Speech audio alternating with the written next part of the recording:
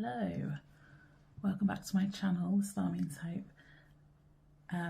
My name is Laura. I am going to do a tag today. I'm just going to light my candle because I've forgotten. So I'm going to do a tag, or a VR even to a tag, which is the mid-year tarot tag, which I know is a bit late. It's not quite mid-year anymore. This was started by Spirited Stardust. I'll link her video below. I believe she started it from a booktube tag and then adapted it for tarot. The first version I actually saw of this was a VR to it by Sylvia Tarot Magpie. I'll link their video to you because that was the first one I saw. So I'll put both of those videos up. So the idea is it's just a mid-year check-in with decks. This would be different every time I did it. If I did this every year, it would be different decks. There's 10 prompts, so I'll put those in the description box below as well, and I will talk through them. But this is just me showing 10 of my decks this year. So the first prompt is my favourite deck that I've used so far this year, 2023. And actually I'm going to show a pair of decks, and it's the combination of these two decks. These have been the most, just my favourite pairing that I've used overall. If I had to just choose one, I would say the Dreaming Way Tarot is my favourite deck I've used this year. It's one of my favourite decks of all time anyway. But in particular, when I used it with this deck, with this Oracle deck, which is the Daily Crystal Inspiration, the messages I got were just amazing, and it looks really nice together as well.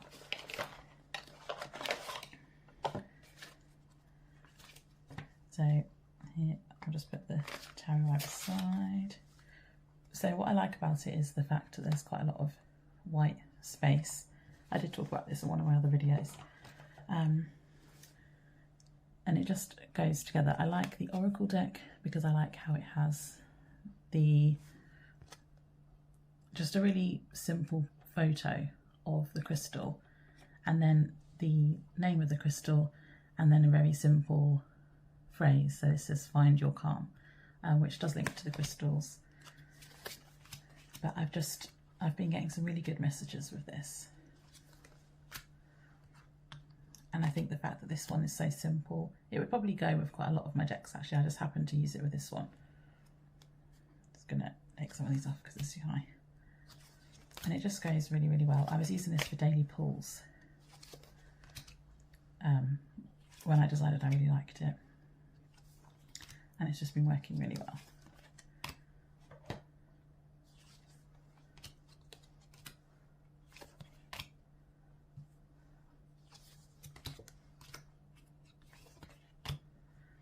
So this pairing, Clear the Clutter and Ace of Swords, this pairing has been my favourite favourite pairing used this year. And protect your energy in death. Let's do one more. Okay, so I'm just going to put all these to one side. So that was prompt number 1. And that was the Dreaming Way Tarot and the Daily Crystal Inspirations Oracle. Prompt number 2 is a new deck that has come into my collection this year. And for that one I wanted to talk about the Gromolkin's Curious Cats Tarot. This came into my collection fairly recently. I got it when I went to London in June. Oops. And I just really wanted a cat deck that wasn't... I wanted another cat deck. I've got 2 now. And I wanted one that could be used more in the summer. So yeah, I really like this. I'm going to do a deep dive with this at some point because I feel like there's a lot of symbology in this that I have only kind of touched the surface of when I'm actually using this. I haven't used it too much since I've got it because I've been waiting to do a deep dive. I'm doing a different one at the moment. I feel like there's lots going on in the card that I need to really kind of focus on I love this Hermit card, I think it's my favourite. I feel like there's a lot going on that I want to kind of focus on a bit more. And from the readings I've done so far, I'm getting like different intuitive hits from this deck that I haven't had from other decks, and like different things to do with the meanings of the cards and the fact that it's cats. I just love it. But like, for example, in here, it would be interesting to know if the flowers that are chosen have any kind of deeper meaning, and the crows in the background, as well as the cat and the different symbols that are in here. Like, does that mean anything, and will it change my reading or meaning of the card? So yeah, so I'm looking forward to using this one more, and that was a new deck that came into my collection this year.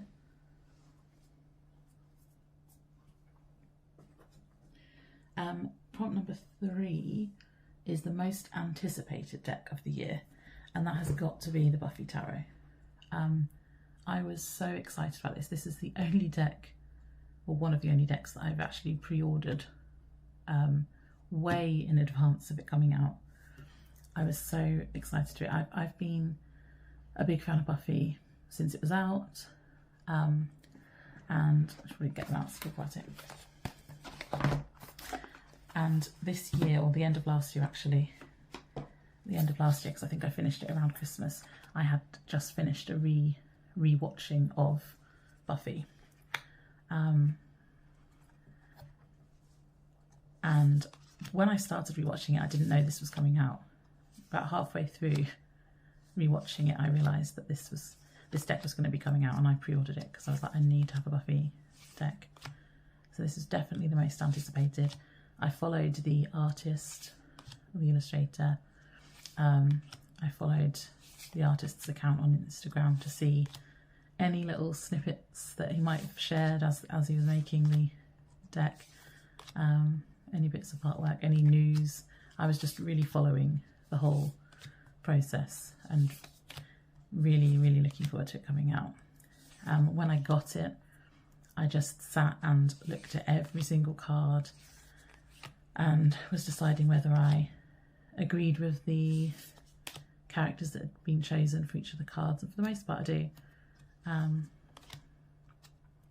I think it's really well done, especially for an Insight Editions deck. I was kind of expecting it to just be pips. In fact, when I pre-ordered it, it was because I'd seen the artist post a comment under one of his pictures. Someone had asked the question, is it going to be pips or is it fully illustrated? And he'd said it's fully illustrated. And then I pre-ordered it straight away. And I'm really glad that they did it that way. So yeah, if you like Buffy, I do feel like it's a deck that you need to know the show in order to get some of the references. You could read it without knowing it too much. The guidebook has got some mistakes in it, which doesn't help if you don't know the show. I don't know if they're changing those mistakes. There's some things where it's the guidebook write-ups are about a completely different artwork. So it must have been, artwork that was changed at some point and they didn't change the write-up in the guidebook. But anyway, so I feel like you do kind of need to know the show to get some of the references, but for the most part it is just Rider-Waite-Smith, very closely related to the Rider-Waite-Smith, so you could read it without, but I think it makes it that much easier and special if you do know the show. Probably isn't one I would have got if I didn't like the show, I'll put it that way. But yeah, so that is my most anticipated deck of the year was Buffy, and my biggest disappointment was the Modern Nirvana Oracle. I was really looking forward to this one as well. It was one of those ones I saw some pictures of online and straight away I was like, I want that. But it's just, the artwork is lovely. It's nothing to do with the artwork. It's these cards, these kind of sigil looking cards. The rest of the artwork is really, really lovely. I've taken some of these out. In fact, I've kept these two in because I like the phrases, but I've taken the rest of them out because I wasn't using it, and I have used it more since I've taken them out. But it's just a little bit disappointing. I feel like it had too many people working on it. The artwork is lovely, but the guidebook is very disjointed because it's written by so many different people. And it's not bad, it's just that it was just disappointing. I feel like it could have been better. But I do really like the keywords, and I do like the artwork of the ones I've kept in here. And I do want to use it more. It's not going to be, I'm not planning to get rid of it at the moment because I do really like the artwork and I want it to work. And I like the keywords, so I'm just going to see. I did keep some of these in.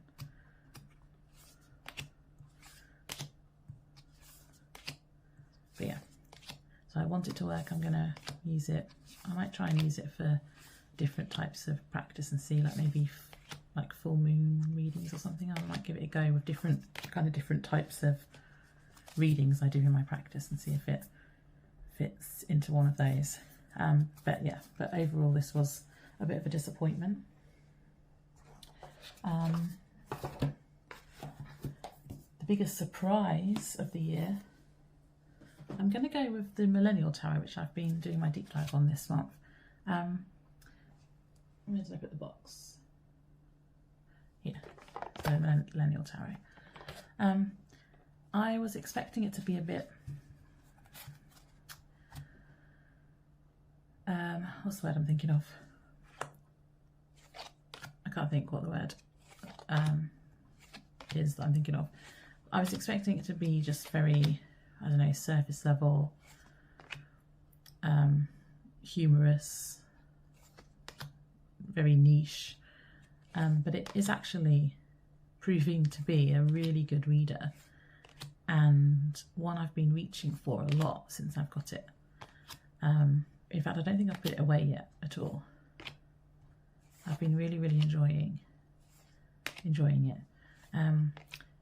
Now, I am a millennial, so it might be that I do find the humour in the phrases that they've used, but I do, there's so much about it. Like, it does have all of the astrology links and things to it as well, the elements. There's a lot to it.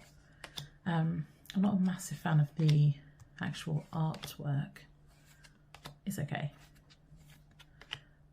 But I really like the phrases, and I think it just gives an extra layer to tarot reading. Having the kind of millennial phrases. This one's hilarious. But yeah, so I really like it. I also like how, like, the swords are thoughts, like the renaming of the minor arcana. The wands are vibes. The mages are just the same. The pentacles are swag. And what am I missing? What have I not had yet? Cups. Cups are feels. I do like that about it. But yeah, I feel like I've talked about this one quite a lot because I've been filming lots of videos with it, so I'll leave that one there. But this is my this is my biggest surprise, is the Millennial Tarot. My deck crush, so a deck that I have a crush on at the moment, which is a bit of a weird way to think about it, but I'm going to go with the Squid Cake Marseille because it's brand new to me. I got it for my birthday this month and it's so pink and I love it. And I'm really looking forward to it. I haven't really used it a lot yet. I did a deck interview with it yesterday and that was it. That's all I've done so far. But I just love how pink it is. I'm really looking forward to start using it properly. I think all the characters in it are really like cute and weird at the same time. I love how it's got strawberries on it and little flowers. There's just, every time I look at it, it just makes me happy. And I've just been kind of flicking through it at the moment. Like I say, I haven't worked with it too much yet, but I am really looking forward to it. And it's my only Marseille, like true Marseille deck. I'm looking forward to kind of learning that as well. How to read in a Marseille style pips and what they actually mean and the meanings behind it, which the book is really, it seems like it's really good at explaining at the moment. So, which is why I bought this one. So for example, let's look on to the Five of Cups. So it's got a visually section here, and it says a central cup is kept separate from the others, and you need to ask whether this cup is being welcomed in or cut off. As a whole, there is a gathering of sorts going on in this card, with lots of drinks being enjoyed. So it explains the pips and explains what's going on, and I think that's really, really helpful. And just also part of why I'm excited about using it and why this deck is my deck crush at the moment. So yeah, so that is the Squid Cake Marseille. Oh, and I love the backs as well. The flowers and the strawberries. And the pink edges. There's just loads about it that I love, which is why I've chosen it for this prompt.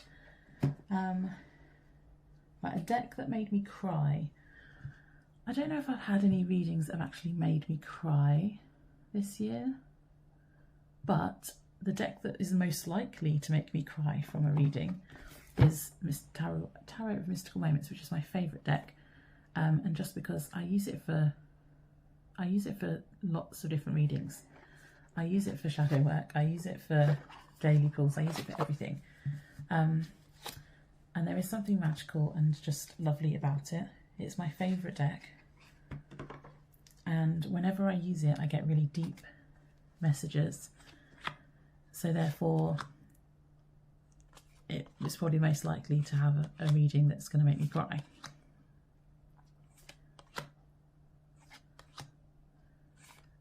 I feel like I can read it very intuitively as well. It's the deck I get the messages from the quickest. Like, as soon as I lay out the cards, I know exactly what it's talking about. And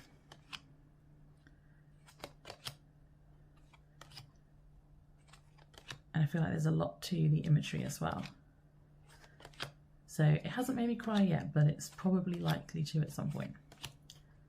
And I have had some really deep messages from it. So yeah, so this is the Tarot of Mystical Moments.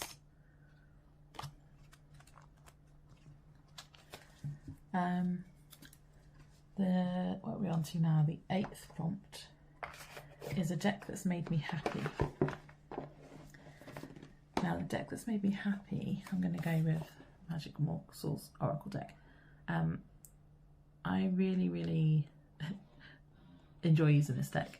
When I first got it, I was so excited, a bit like when I had the Buffy deck, and I just used it and used it and used it so much. And I don't know if I can't really explain it. It's got some nice pink edges. It just makes me happy.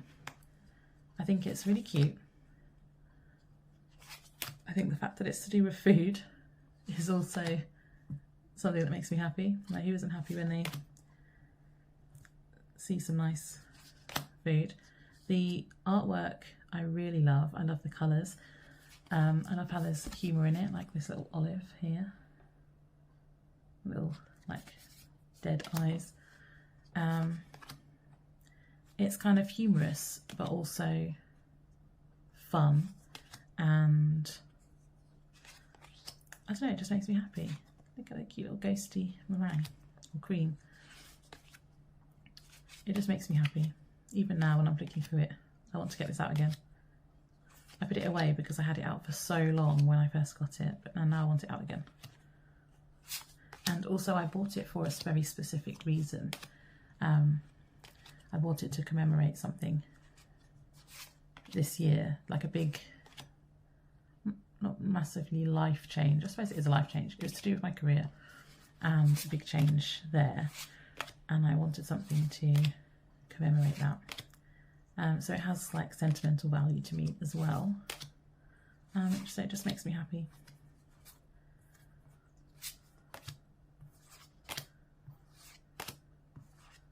So yeah, that is the Magic Morsels Oracle deck. I have got a video up of just this as well, which I'll link below if you're interested in watching me. It's kind of not really a walk, well, it's kind of a walkthrough, it's just my excitement when I first got it. I had to do a video. Right, well, 2 more prompts. So I've got the most beautiful deck this year, which I don't think I actually came up with. I've got 2, I couldn't decide.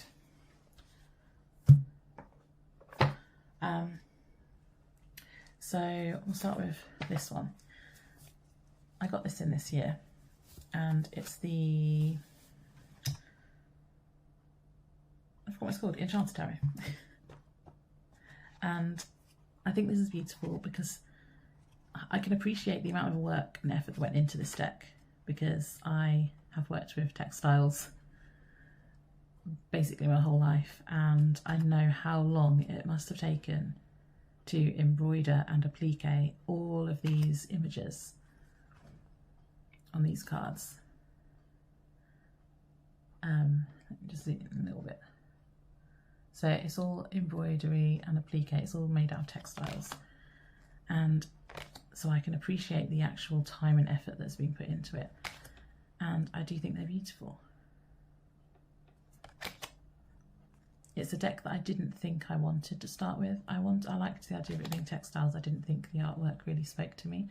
And then at some point this year, I saw it on someone's channel, I don't remember whose, and I was like, you know what, I do really want it. At least I want it to give it a go. And I do really like it. It feels special. It's not going to be one I use every day. It's going to be more of a special deck.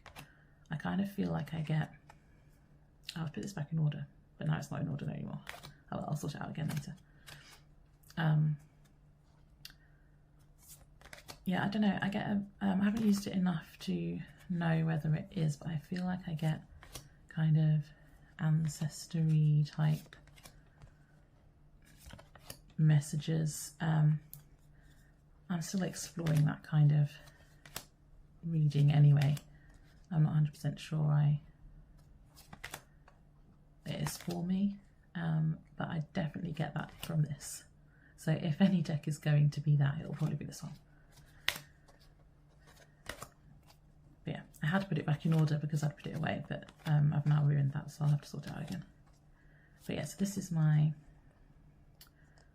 well, one of the most beautiful decks this year. And the other one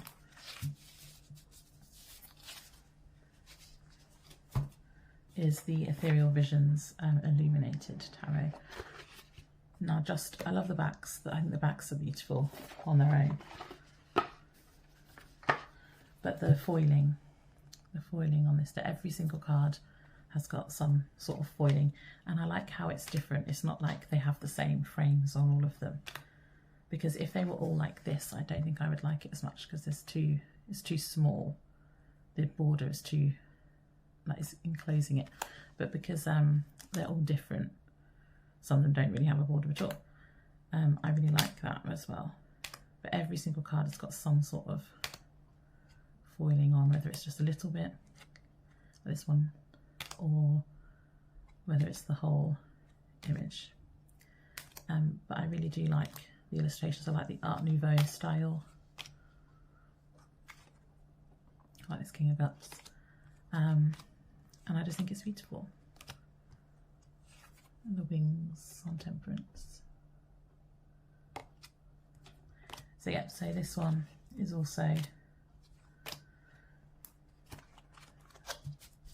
one of my most beautiful decks this year, so I couldn't decide, so I kind of cheated. If I had to choose one, I'd probably go with the Enchanted, but yeah.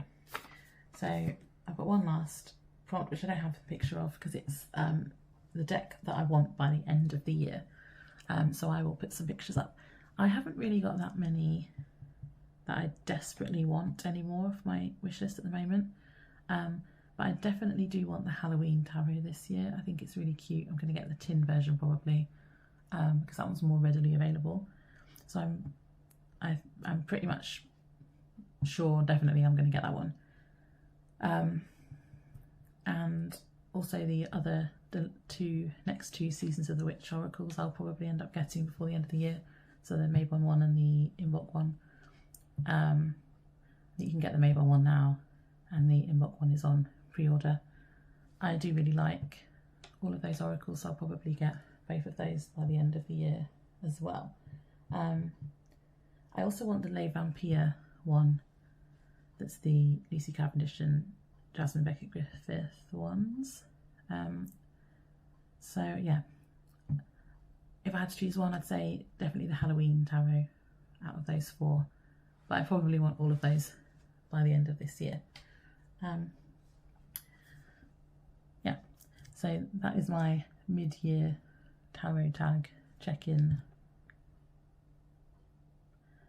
which was started by Spirited Stardust. Like I said, I'll link her video below. I've been watching other people doing these as well, so I'm always interested in all the tags that I film a video for. I'm always watching what other people do for that tag as well, because I really like this part of TarotTube and the community part of it.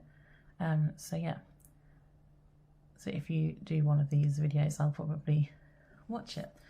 But thank you for watching my video and my content. I've been getting some really nice feedback recently from people about my content. I'm still a very, very new channel. I don't really know completely what I'm going to be doing or where I'm going with it, but I've got some ideas for newer things that are coming out. Yeah, so, but just thank you for watching. Anyone who's watching this, I really appreciate it. I hope you enjoy it, and I will see you in the next video. Bye.